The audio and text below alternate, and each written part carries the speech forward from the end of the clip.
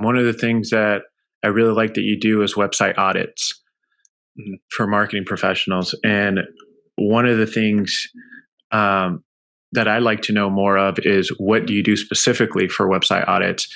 And also, I'm going to throw another little question underneath that one is, when should someone consider a website audit?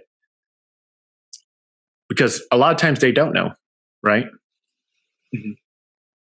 Yeah. So the first one, your first question was, what is a website audit and what do we do, right? Correct. Yeah. So let me unpack that first.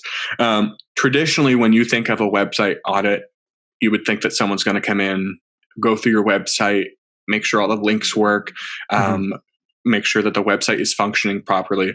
And that's all very good, but we take a different approach. It's more of a conversion audit, more or less, which means we go over the content of the website, the flow, the structure, the design, the customer experience that they're going to go through, and give feedback to the company, the marketing team, the business owner on what can be improved. And to segue into the second question, which is, when should you consider one? Basically, we provide this to give a second pair of eyes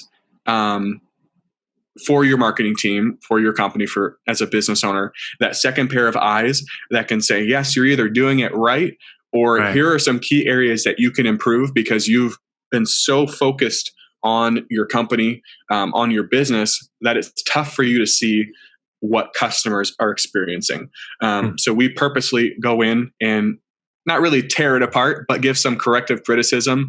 We record the call and then we shoot it over to them. And then they have it. So they can go back through it and take notes, send it off to their marketing team, their developer. What we found is that companies, business owners, they already have a relationship with a website developer, or they have one on their team. And we still wanted to offer value to them because we enjoy marketing. We enjoy helping websites convert.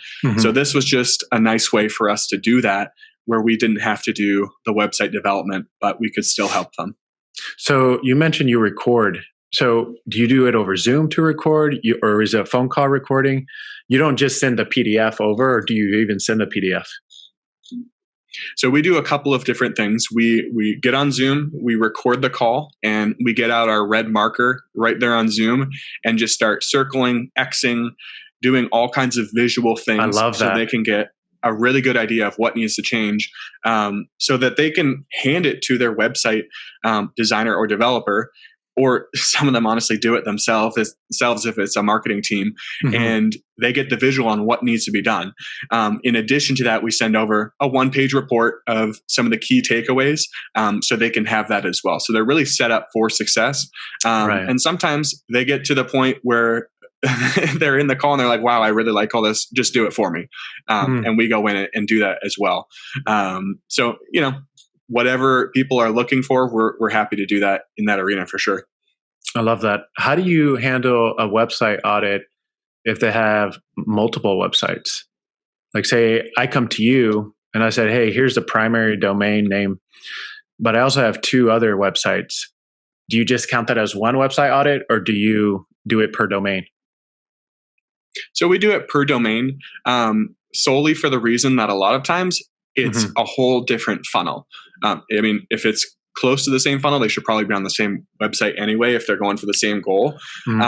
But a lot of times, if they're separate domains, they're really separate businesses, entities, sections of a company. And it's better just to get a whole different view on that, so there's not confusion. So yeah, we do one per domain, just to keep it easy. Awesome. And when should someone consider a website audit? Hopefully I didn't miss that. Yeah, so they should, I don't remember if I said it or not, but they should consider one really at any point that they are questioning, because that's very easy to do. We question our work or wonder if it could be better, or if we did it right, or we want the confirmation that we did a good job. So really anywhere in the process, obviously not before a build. These are typically on websites that have been up and running, and you're looking for a way to improve them, hopefully get some more conversions, and really represent your company better. That would be my answer. That's awesome.